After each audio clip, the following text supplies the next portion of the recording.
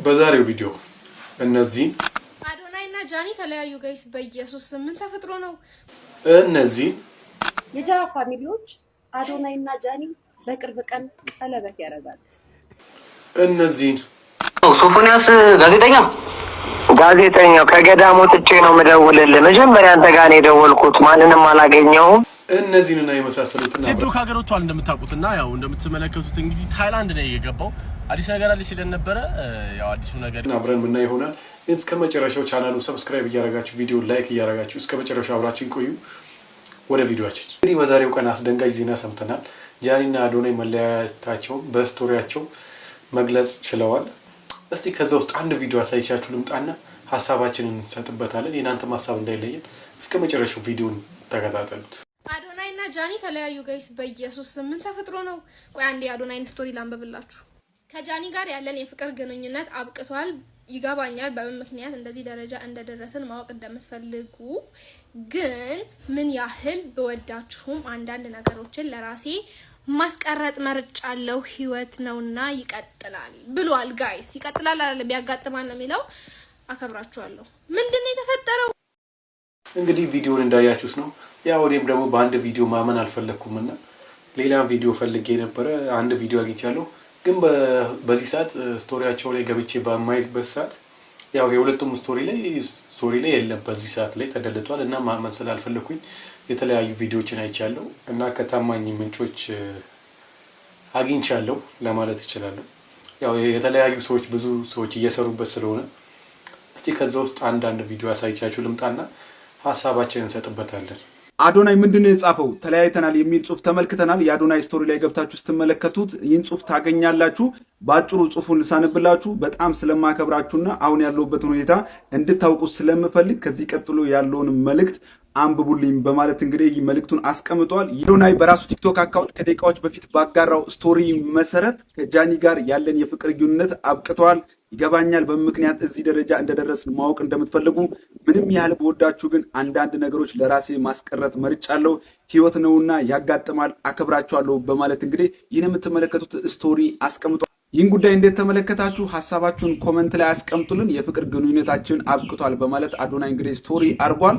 ያው እኔ ደግሞ ብዙ ጊዜ እንደምታውቁኝ ታማኝ ያልሆነ ነገር ላቀርብላችሁ አልፈልግም እና ይህንንም ለማረጋገጥ ያው ስቶሪው ላይ ገብቼ ስላላየሁት ያው በአንድ በሁለት ሰው ማመን ስላልፈለኩኝ ሌላ ተጨማሪ ሰው ደግሞ እስቲ ላይ ብዬ ነበረ። ያው በዚህ እውነት መሆኑን አረጋግጠናል እና በምን ምክንያት ተለያዩ የሚለውን ደግሞ ተከታትዬ ማቀርብላችሁ ይሆናል።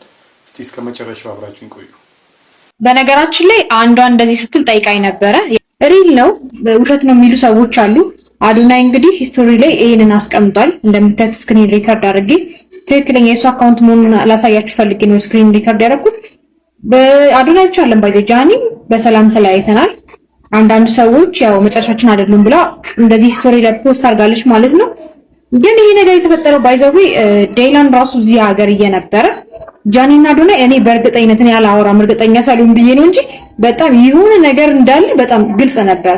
ምክንያቱም ሲጀመር ወደ ቶቶት አዶናይ ሲመጣ ጃኒ የታለች ተብሎ እኔ ስክሪን ሪከርድ አላደረኩላችሁም እንጂ በጣም ስትፈልግ ነበር ማለት ነው። ተፈልጋም ማለት የአክቲንጋቸው ደስ አይልም ነበር ስትመጣ ራሱ ማለት ነው። እዚህ ጋር እንደምታዩት ፊቷን ደግሞ ይሄ የጃኒ ፊት አይደለም። እኛ የምናውቀው በጣም ሳቂታ ጃኒ ፈታ ያለችው ጃኒ እቺ አይደለችም እንደምናያት ማለት ነውና ሲጀመር ጀምሮ እዚህ ጋር ጥሩ እንዳልነበሩ ግልጽ ነው። ያው እኔ አላወራም ብዬ ነው ዝም ብዬ ጨጥ ሳላገኝ አላወራም ብዬ ነውና እዚህ ጋርም ጥሩ አልነበሩም። እንደምታዩት ቫይባቸው ትንሽ እንደጠበቅ ነው አይደለም፣ ግን እያስመሰለ ያ ካሜራ ፊት ስትሆን ታስመስሉ የለ በጣም የታዋቂነት መጥፎ ነገሩ ይሄ ነው። እንግዲህ አክት ማድረግ አለባችሁ ደስተኛ ሳትሆኑ ደስተኛ እንደሆነ ማለት ነው። ኤኒዌይስ ተለያይተዋል። ጃኒና አዶናይ በይፋ ተለያይተዋል። ይሄ ማለት ግን ተለያይተው ይቀራሉ ማለት አይደለም። አንድ ላይ ሊሆኑ ይችላሉ፣ ሊመለሱ ይችላሉ፣ ላይመለሱ ይችላሉ። እውነታው ይሄ ነው።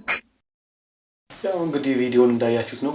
ዲላን በዚህ በነበረበትም ሰዓትም ብዙም ቪዲዮ ሲሰሩ አልነበረም ከአዶናይ ጋር ያናክልም ቅርርባቸውም ብዙም አይታይም ቪዲዮ ላይ እንዳየ ነው።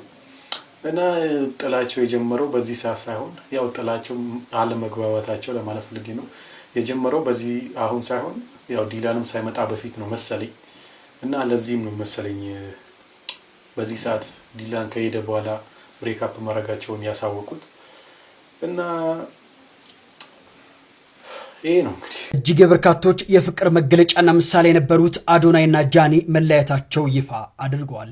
በኢትዮጵያ ማህበራዊ ሚዲያ በተለይም በቲክቶክ መድረክ ላይ በሰፊው የሚታወቁትና እንዲሁም ደግሞ በርካታ አድናቂዎች ማፍራት የቻሉት እነዚህ ሁለቱ ጥንዶች አዶናይና ጃኒ በመካከላቸው የነበረው የፍቅር ግንኙነት ማክተሙ በይፋ አስታውቀዋል። ከዚህ ቀደም ከአዶናይ ጋር የነበራቸው የፍቅር ግንኙነት አሁን ላይ በሰላምና እንዲሁም ደግሞ በክብር በተሞላ ሁኔታ ተነጋግረው ማለቁንና እንዲሁም ደግሞ መለያየታቸው ገልጻለች። በአንጻሩ አዶናይ በበኩሉ ደግሞ ባሰፈረው መልእክት ከጃኒ ጋር የነበራቸው የፍቅር ግንኙነት ማብቃቱንም አረጋግጧል። ሁለቱም የየራሳቸው መንገድ መምረጣቸው ገልጿል። የሁለቱ ድንገተኛ መለያየት ታዲያ በዚህ ሰዓት በማህበራዊ ሚዲያ ተጠቃሚዎች ዘንድ ከፍተኛ መነጋገሪያም ሆኗል። እናንተስ በዚህ ጉዳይ ምን ትላላችሁ? ሀሳባችሁን አጋሩ። አንዳንድ ሰዎች ደግሞ ማመን አልፈለጉም እና ያው ትኩረት ፈልገው ነው ሰርፕራይዝ ሊሉ ነው መልሰው ቀለበት ሊያደርግላት ነው ምናምን እየተባለ ነው እና እንደዛም እያሰቡ ያሉ ሰዎች አሉ። ያው እኔ ግን አይመስለኝም በዚያን ያክል ትኩረት ለመሳብ ብለው የኑላ መሄዱ አይመስለኝም። እስቲ ከዛ አንድ ቪዲዮ ላሳያችሁና ልመለስ። የጃ ፋሚሊዎች አዶናይና ጃኒ በቅርብ ቀን ቀለበት ያደርጋሉ። ይህንን አስታከው እናንተን አሁን ሰርፕራይዝ ብለው ማታ የቀለበት ፕሮግራማችሁን ሊያሳያችሁ ይችላል።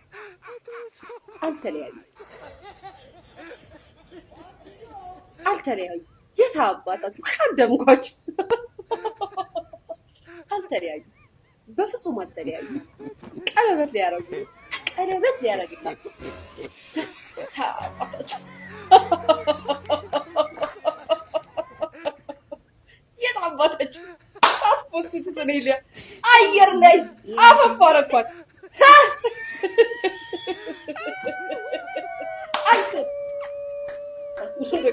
አልተለያዩ። እንኳን ደስ አላችሁ የጃ ቤተሰቦች። በምን ታሳለች? ቀለበት ሊያረጉ አውቀው ሰርፕራይዝ አያምሩም። በሀበሻ ሰርፕራይዝ ይኸው ሀበሻ እኮ ጋይስ ነገር ስትነግሩ እየየ እኮ ነው እየየ ባልጀ ሰማችሁ?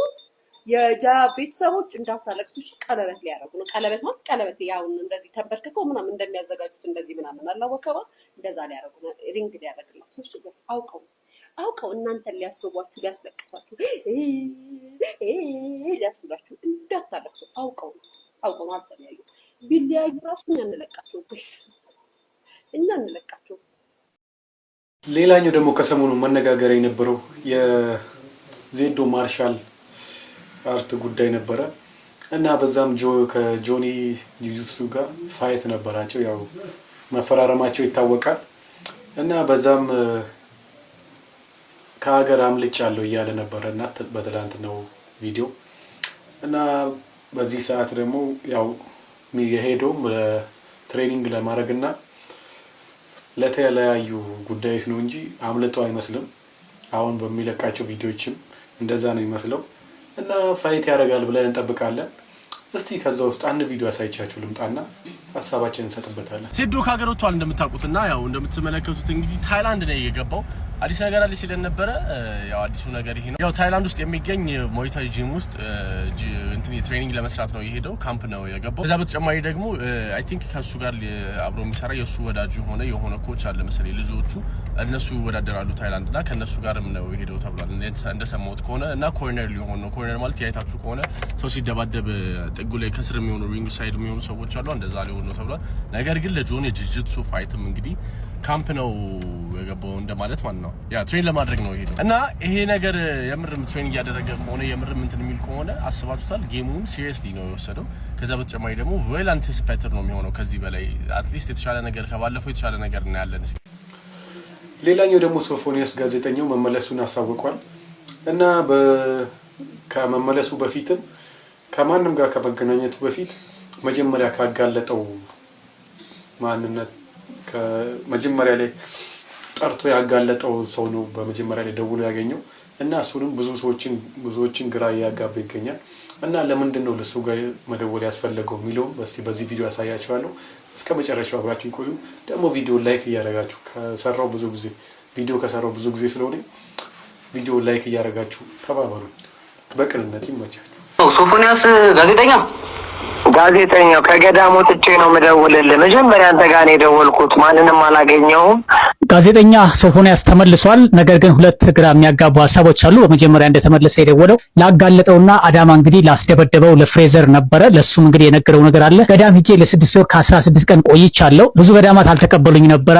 አንድ ገዳም ብቻ ነበር ተቀብሎ ደብቆ ሱባኤ እንድከታተል ያደርገኝ ብሏል። አሁን ደግሞ እንግዲህ ከመጣ በኋላ ባይፖላር ዲስኦርደር የአእምሮ ህመም ውስጥ ነኝ፣ ሆስፒታልም እገኛለሁ ብሏል። ሁለቱ እንግዲህ የተለያዩ ሀሳቦች ናቸው። ለፍሬዘር ያወራውን እስኪ ላስደምጣችሁ። ይሰማል? አዎ ሶፎንያስ ጋዜጠኛው ከገዳም ወጥቼ ነው የምደውልልህ። መጀመሪያ አንተ ጋር ነው የደወልኩት። ማንንም አላገኘሁም። በፌስቡኬ ህዝቡን ይቅርታ ጠይቄያለሁኝ። ግን አሁን አንተ ጋር ደውሌ አንደኛ ሁሌ ስለማስታወስ ነው። እግዚአብሔርን ነው የምልህ፣ መድኃኔዓለምን ነው የምልህ። እየሰማኸኝ ነው አይደል? አዎ እየሰማሁህ ነው። መድኃኔዓለም በሚያውቀው እኔ አልከፋኝም። እኔ የእግዚአብሔርን ስጋው ደሙን እንድቀበል፣ ህይወቴ እንዲስተካከል፣ ከዚህ ቆሻሻ ህይወት እንድወጣ፣ ወደ ትክክለኛ መስመር እንድገባ ምክንያት የሆንከኝ አንተ ነህ። አንተ በዛ ደረጃ ጉዳዩን ባታራግበው ኖሮ እኔም እንደዚህ ባልሆንኩ ነበረ። እግዚአብሔርን ጎዳና የእግዚአብሔርን ወንጌል ለ6 ወር ከ16 ቀን ቆይቼ ነው ከገዳም የወጣሁት። የትንሣኤ ዕለት ነው፣ የፋሲካ ዕለት ነው ስጋው ደሙንም የተቀበልኩት። ትልቅ ገዳም ነበርኩኝ። አሁን ይሄ ነው ብዬ አልነግርህም። ገዳሙም ደብቆ ነበር ያስቀመጠኝ። መላው ኢትዮጵያ ገዳማት ተደውሎላቸው ሁሉ ፈቃደኛ አልነበረም እኔን ለመቀበል። አንድ ገዳም ብቻ ነው ፈቃደኛ ሆነው፣ ቤተልሔም ጎን ያለው ምንድን ነው ግብር ቤት የሚባል ታውቃለህ? አይ አላውቅም። ግብር ቤት የክርስትና ቤት። ኦኬ። እንዴ ግን ገዳም አንቀበልም ሊሉ ይችላል። ያው ይሄ ልጅ በእርግጥ ጥፋተኛ ነው፣ ግን ያው ወደ እግዚአብሔር መጠጋትን እስከፈለገ ድረስ እንዴት ገዳም ይከለከላል? ይሄ ትክክል ነው ብዬ አላስብም፣ አግባብም አይደለም።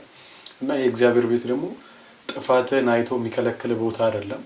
ያው አንተም አጥፍተው ወደ አባት እንደምትሸሸገው ያው ልጅ ነው አጠፋና ይቅርታ ለመጠየቅም በዛውም ብዙ ነገሮችን ለመማር ብሎ ወደ ገዳም ሲሄድ ብዙ ገዳሞች አንቀበልም ብለውታል።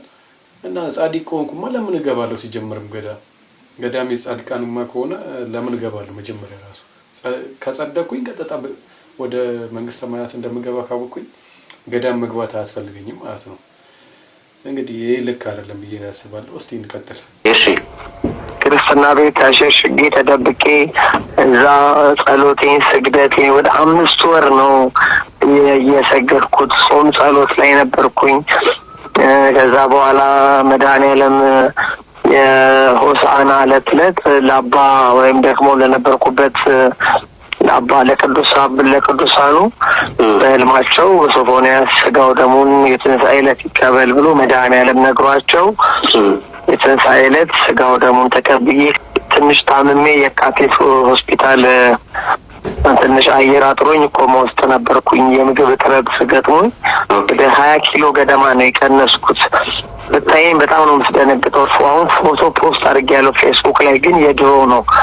ምክንያቱም የአሁኑ ፌሴን ብታየው በእውነት ታለቅሳለህ። በእውነት ከዚህ በፊት ከታመምኩትም በላይ ነው። 20 ኪሎ ነው የቀነስኩት። ከ76 ኪሎ ወደ 56 ኪሎ ገደማ ነው ያለሁት። ብቻ የዛሬው ቪዲዮአችን ይሄንን ይመስል ነበረ። እስከ መጨረሻው አብራችሁኝ ስለቆያችሁ ከልብ አመሰግናችኋለሁ። እና ቻናሉን ሰብስክራይብ ሳታደርጉ እንዳትወጡ፣ ምክንያቱም ነገ ላንገናኝ እንችላለን። ቪዲዮውን ደግሞ ላይክ አድርጉት። በሌላ ቪዲዮ እስክንገናኝ ደህና ሁኑልኝ። ወዳችኋለሁ።